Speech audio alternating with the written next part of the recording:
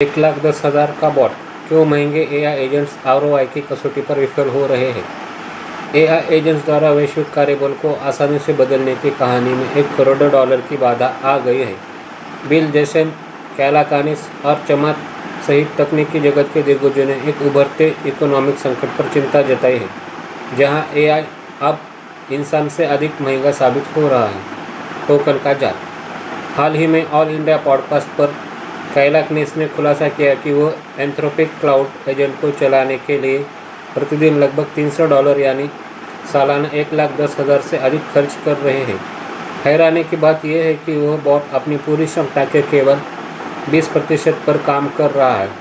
इस खुलासे ने एआई की दक्षता से जुड़ी धारणा को पूरी तरह बदल दिया है, जिससे कैला कानिस को यह बुनियादी सवाल पूछना पड़ा, टोकन की कीमत कर्मचारी के वेतन से आगे कब निकल जाती है। उत्पादकता बनाम कीमत।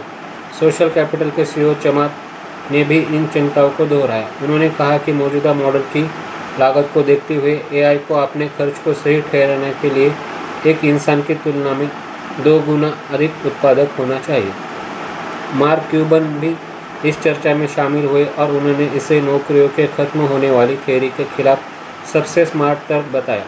क्यूबन ने तर्क दिया कि यदि एक कर्मचारी के काम की बराबरी करने के लिए 8 एजेंटों की आवश्यकता है, तो लागत औसत वेतन से 2 गुनी हो सकती है, जिसमें मनोबल या नैतिकता जैसे गुणात्मक मुद्दों को भी शामिल नहीं किया गया है।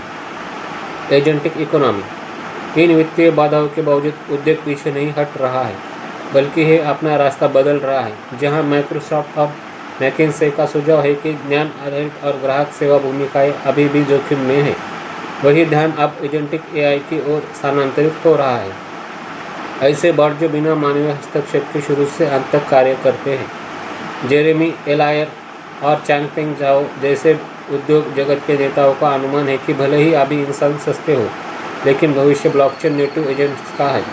वे अरबों एआई संस्थाओं की कल्पना करते हैं जो माइक्रो ट्रांजेक्शन के लिए स्टेबल कॉइन का उपयोग करेंगे, एक ऐसा कार्य जो इंसानी कामगारों के लिए असंभव है। निष्कर्ष। फिलहाल एआई टेक और बजट की कमी से जूझ रहा है।